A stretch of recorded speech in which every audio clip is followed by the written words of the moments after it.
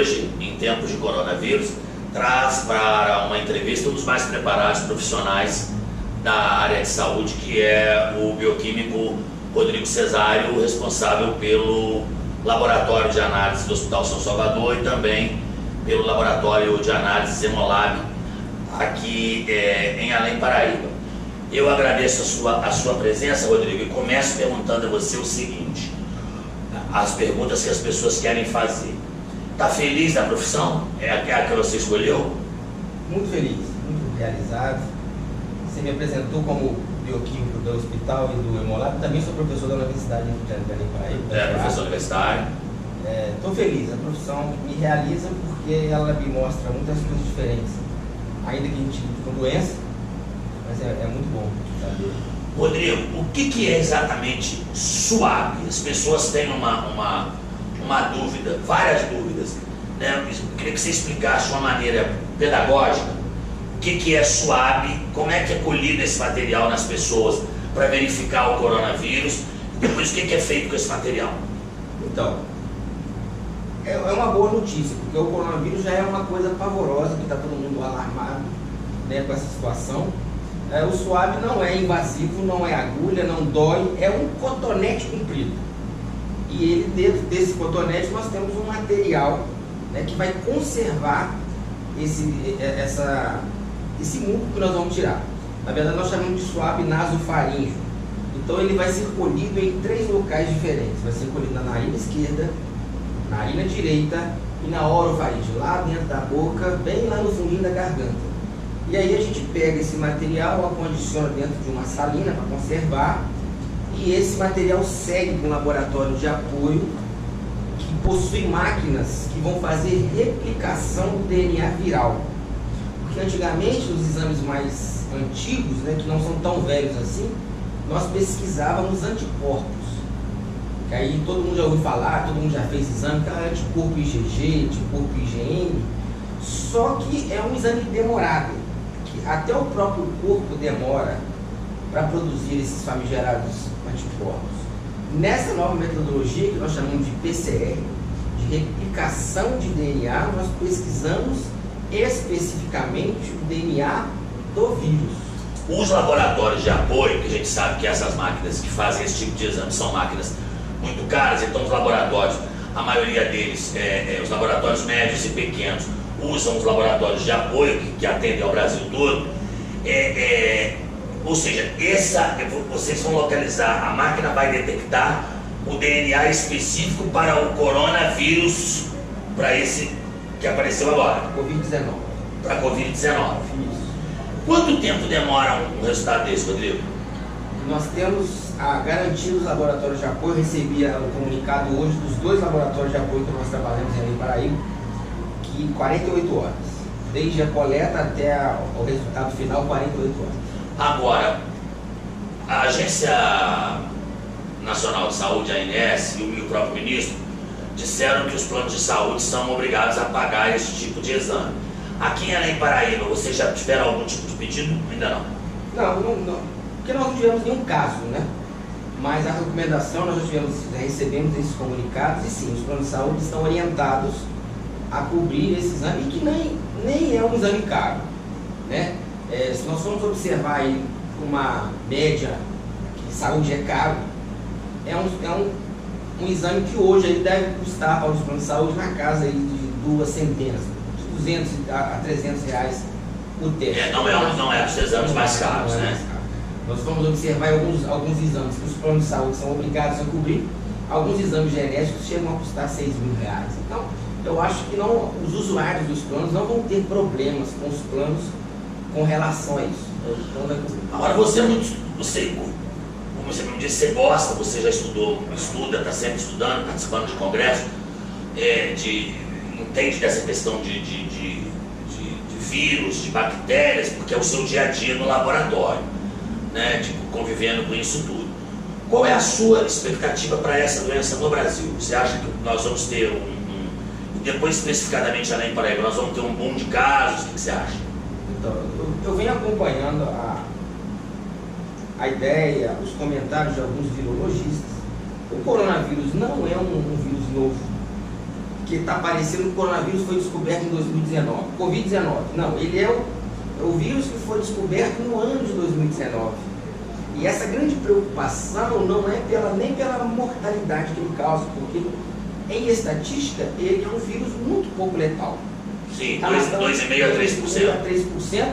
Em pessoas idosas e imunossuprimidas, o que já são pessoas muito passíveis, né, de letalidade.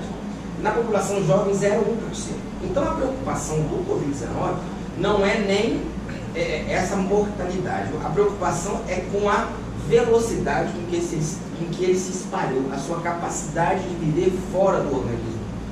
Nós tivemos outros coronavírus. Na verdade, o primeiro coronavírus foi identificado em 1960. Na década de 60 já conhecíamos o coronavírus. O coronavírus já participa dessa mescla, né, de 21 patógenos, hoje 22 patógenos que nós conseguimos identificar em laboratório, que fazem parte do perfil pulmonar, que nós conseguimos identificar H1N1, influenza 1, influenza 2. O coronavírus, esse é o quarto que vai entrar neste perfil. Não é um patógeno novo. Então, muito provavelmente, em Além Paraíba, eu, você, já tivemos contato com algum coronavírus do passado, mas não tão agressivo quanto. Existem 4 coronavírus divididos em 2 classes, alfa e beta, que nós tivemos. Algumas pessoas tiveram contato, desenvolveram sintomas, outros não. E eu acho que essa é uma pandemia, como você me perguntou, que vai se espalhar muito rápido. A perspectiva não é boa, ela é ruim, porque ela vai invadir de uma maneira muito rápida. As pessoas estão muito alarmadas e as pessoas vão superlotar os hospitais.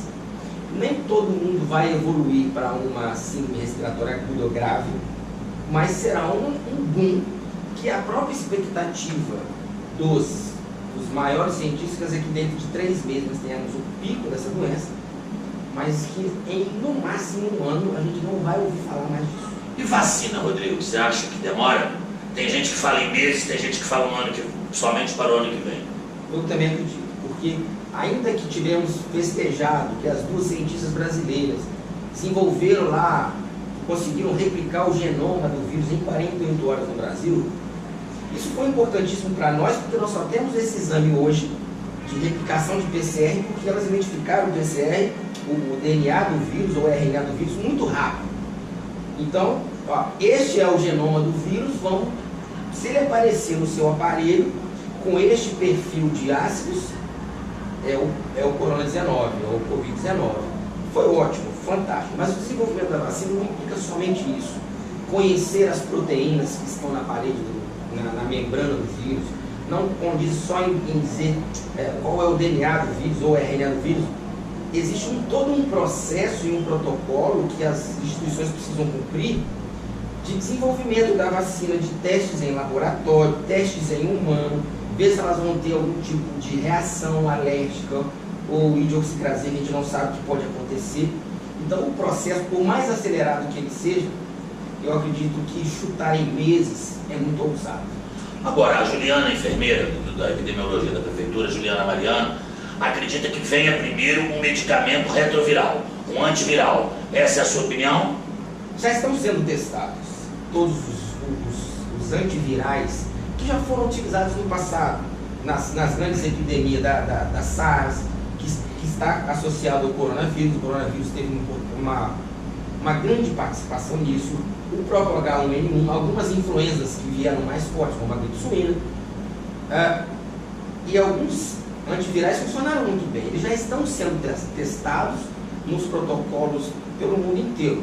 Ninguém conseguiu fechar nada ainda, porque foi muito rápido. Se nós formos observar, em praticamente 30 dias que começou esse assunto. Explodiu isso, e nós temos aí UTIs do mundo inteiro superlotadas. Então, pacientes ainda em tratamento. Nenhum cientista ainda se atreveu a dizer que este ou aquele medicamento, este ou aquele antiviral funcionou.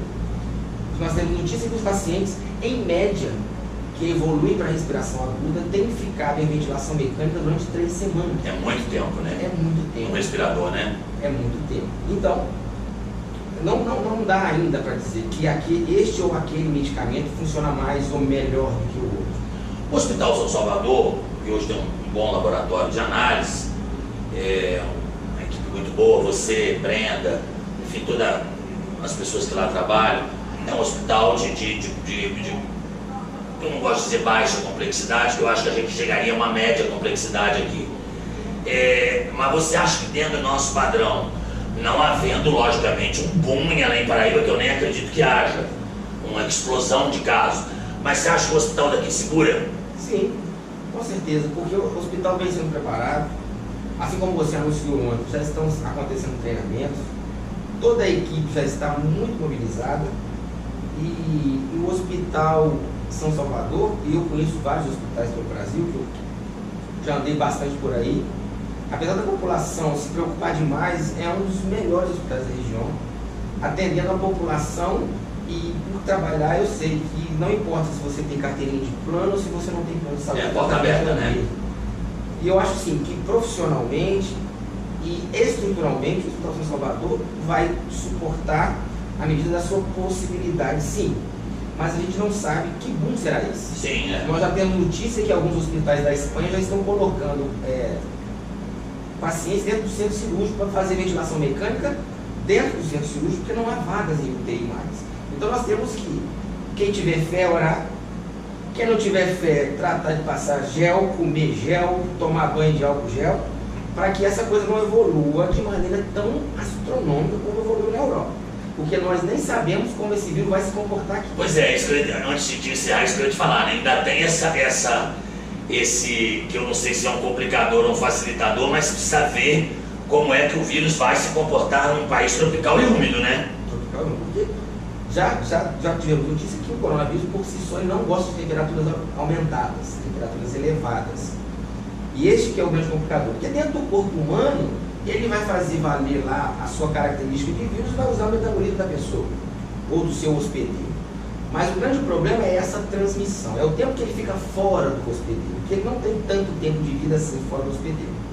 Nos países frios, ele tem um tempo de sobrevida muito grande.